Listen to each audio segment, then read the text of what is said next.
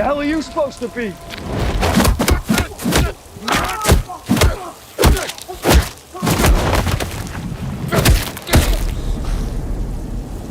I'm vengeance.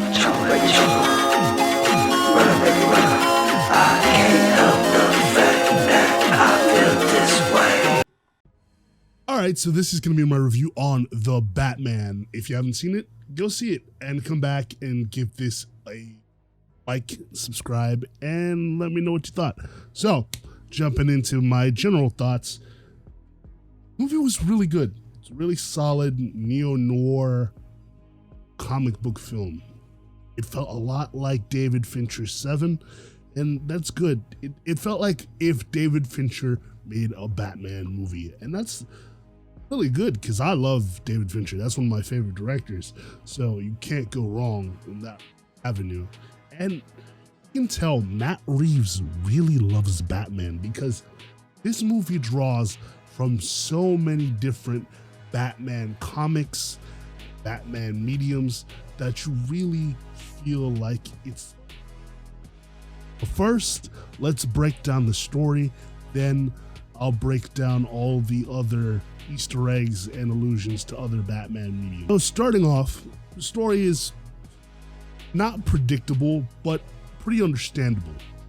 You have Batman trying to find out what nefarious crimes the Riddler is doing. The Riddler is mostly exposing the criminal element in Gotham. So he's taking out all the corrupt people, politicians, lawyers, cops, anyone directly tied to the underseedings going on in Gotham. The main hub for all the crime and villainy in Gotham happens to be at the Iceberg Lounge, which I thought was really cool because this is something that you see in the comics, the shows, and the games all the time, but I don't think we've ever really seen the Iceberg Lounge in live action. So this was a really neat visual to see. Speaking of which, Gotham City felt very, very dirty, grimy, and beautiful.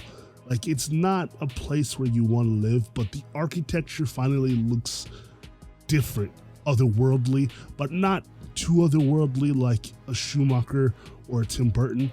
It feels real enough, but also so visually distinct, and that could be due to the fact that this movie was shot in London, so there's that.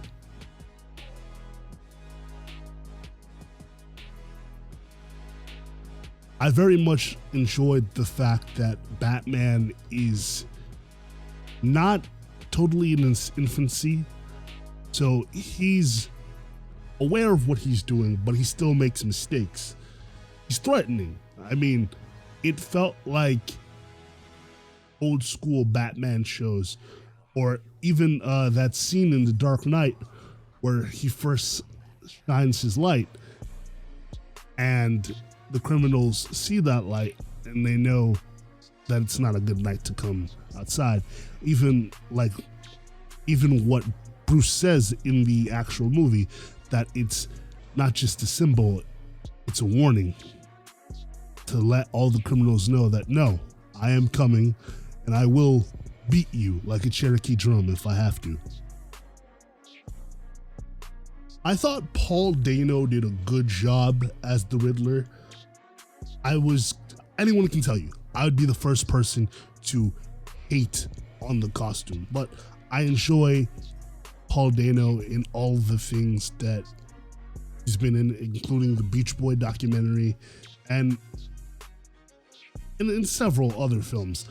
This guy is a really good actor, and credit to Matt Reeves for picking a well-rounded cast of just star-studded people who knew what they were doing and delivered a great job. The Riddler felt very unhinged. He felt very methodical, but he was always the smartest person in the room. But he also felt like he was a product of the internet, if it makes any sense. So you have an aspect of the Riddler that's still very narcissistic, still very abrasive, still giving out clues. He kind of wants, or he knows he's going to get caught, so he does things deliberately. But everything he does has a purpose.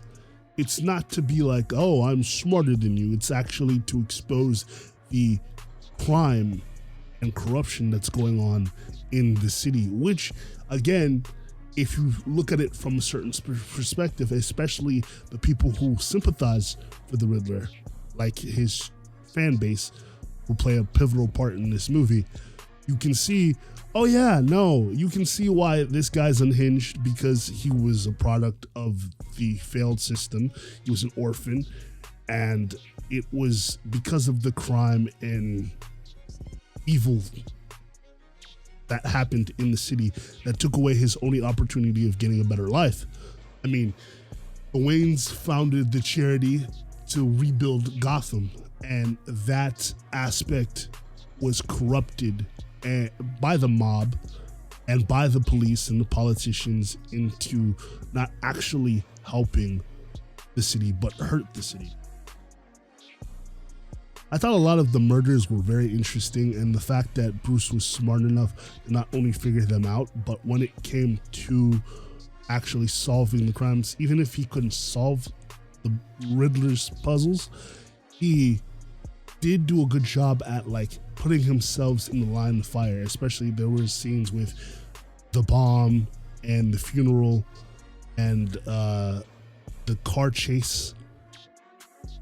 Batman really feels like he's willing to put his neck out for people. And also, it wasn't his original intention to be like a symbol of hope.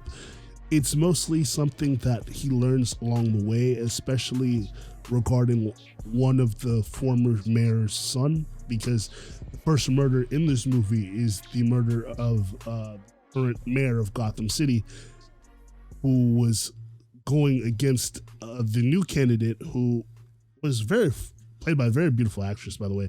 And I really liked her character. I really liked all the characters in this movie, especially the ones you're not supposed to. But yeah, Batman saw his reflection in the mayor's son, and that plays a role in that happens later on in this review, and we'll get to that. I really liked Gordon. He felt straight out of the comic books. He looks like Gordon.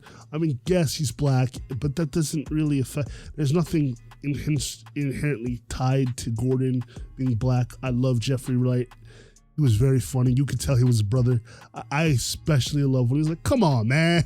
Every time, like, oh, and the interrogation scene in the police precinct was hilarious. If you know, you know.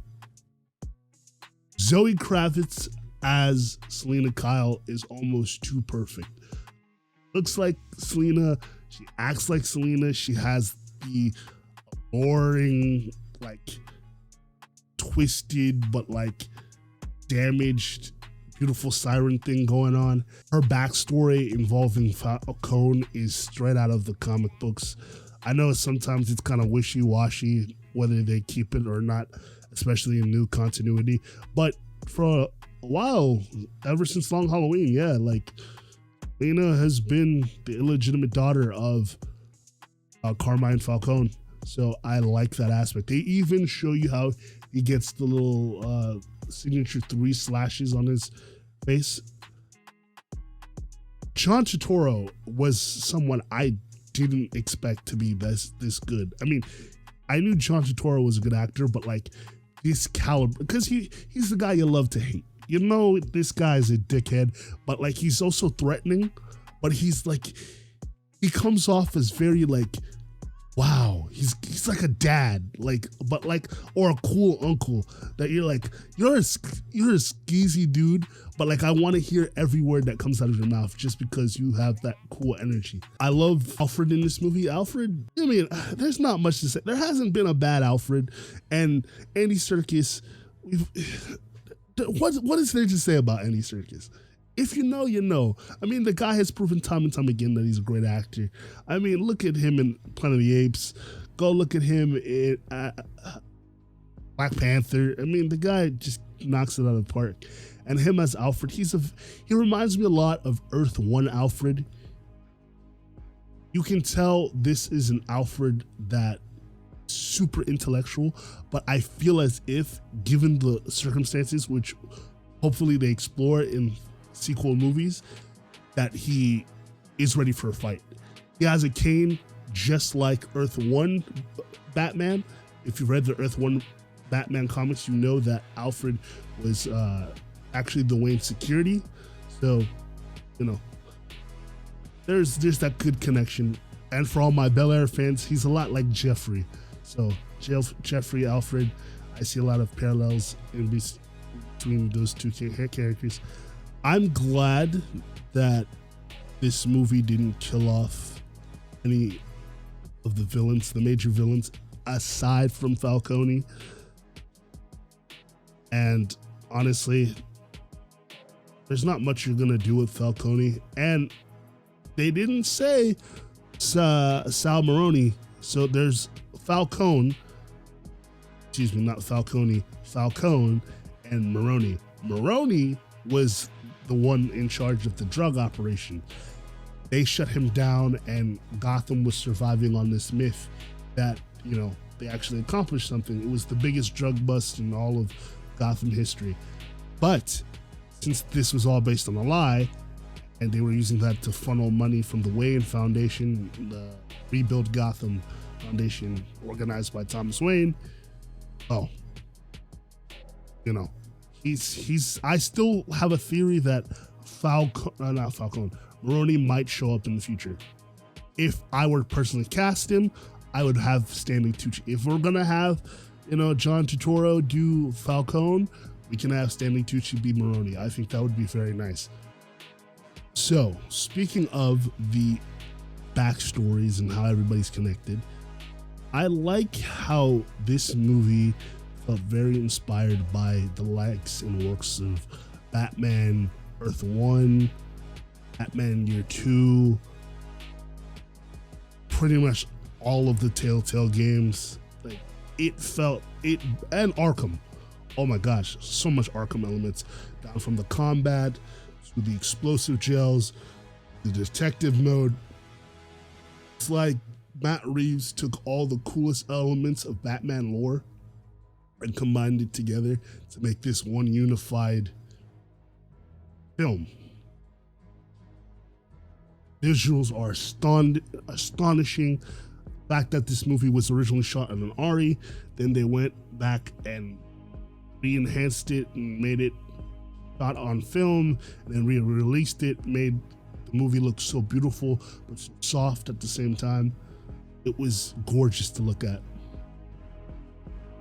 The idea of having Thomas Wayne be not this messianic figure like Uncle Ben, but a guy who means well, but when the pressure was on him, he made a decision that he regretted, especially by teaming up with Carmine and inadvertently killing the reporter, who I believe might be connected to Thomas Elliot. I don't remember the first name, but I'm pretty sure that might be Hush, related to Hush. So we might see something related to Hush in the future. Maybe it's you kill my father, so I'll kill yours. It would be a better motivation than just being jealous of. But also, Thomas didn't mean to kill the Elliot reporter, seeing as the fact that this story is especially inspired by Earth 1 in the sense that in regular continuity, Martha's last name is King because Bruce Wayne is related to Kate Kane, they're cousins. But the only time that Martha's last name is Arkham is in 1. And being as Matt Reeves pretty much took that entire plot line of Martha being formerly crazy and having a whole bad situation going on with the Arkham family, I think that's super interesting. Also, if anybody's ever read Batman R.I.P. or Grant Morrison's Batman, you know, regarding this plot line with the Arkhams and Martha, we might I'm just speculating here. We might get some element in the movie that I have to address, or I guess spoilers. I mean, at this point, you're still listening. You know this is a spoiler review. The Joker, there's a Joker cameo. You don't see Joker inherently. You see the scars. You see a guy towards the end in Arkham laughing and talking about clowns and whatnot. So we're pretty much safe to say it's the Joker. He's played by Druid from the Eternals. That's pretty cool. I love the fact that Batman, towards the end of the film, is seen as a symbol of hope. He has a new outlook on life. He has to choose between what he wants and what he needs to do. And, you know, he started off this movie wanting to die and wanting to feel, he's felt melancholy, but after meeting Selina and saving the lives of so many people, felt more well-rounded. I'm not going to say super optimistic, but definitely he's better than he started. A better man than he started at the beginning of the film. Going forward, I really hope this franchise doesn't take itself super seriously. I love the tone that it has right now. I want to see fantastical elements in this universe. Things like Mr. Freeze, Clayface, the Croc. I don't want Poison Ivy to be some weird crackhead lady that throws powder in your face and goes, poof, drugs, or some shit. I want this movie to be, this universe to just make the Arkham. You're already basing your movie off of Earth 1 and the Arkham games. Just do that. You can find a happy medium where you can make these people look realistic, but also fantastical, because it's a guy dressed in a costume yelling vengeance. You can do the fantastical stuff, all right? Don't go Batman and Robin with it, but don't go the Dark Knight route, because as much as we love the Christopher Nolan films, they take themselves too seriously. I like this happy medium that we have right now, and I want us to continue forward. And Jesus Christ, Riddler killed a lot of people. We got elements of Long Halloween, No Man's Land, all these things. So yeah, there's a lot, but I loved it. But overall, the movie felt really good. I loved the chemistry between Bruce and Alfred, how they had the whole father-son relationship, like they usually do in most Batman films, but like, you can tell this Alfred feels really, really bad because he wanted to do something. He wanted to step in, and he can't live with the fact that Bruce has taken on that guilt for himself. I love the connection between Selina and Falcone, and how they interact, and how like she's trying to get revenge for not only her friend but also her mother. They have, Selina kind of inherently has she has daddy issues, and she projects those issues not only on Falcone but Bruce, and she wants Bruce to come with her. And we also get a reference towards the end when Selina eventually leaves, because sometimes Selina does leave Gotham and they reconnect later on. We get a reference to Bloodhaven, and if you don't know, that is the city where Nightwing patrols. So later on the line, like if Matt Reeves continues to do these Batman films, we might actually get to see Bloodhaven, and we might actually get to see Nightwing. So that'll be interesting. Overall, this was a great film. I loved the film. It could have been shorter, I'm not gonna lie. I feel like that was the only gripe for me. Pattinson nailed down all the nuances of being Batman. Is he my favorite Batman? Yeah, for now, yeah. I think live action wise, I think he's my favorite Batman. So it's him, it's between him, Val Kilmer, and I want to say Keaton. Those are my three favorite Batmans. Not against Ben Affleck. I thought he was okay. Christian Bale, not a big fan, although I appreciate what those movies did for cinema and the Batman's legacy, but I just wasn't really a big fan of Christian Bale as Batman, although I love Christian Bale as an actor. Yeah, overall, I'll give this movie like a 9 out of 10. If there's anything that you agree, disagree, or just want to comment about and start a conversation, go to the comment section. Don't forget to like, comment, and subscribe, and hit that notification bell so you know the next time we upload. And thanks for watching.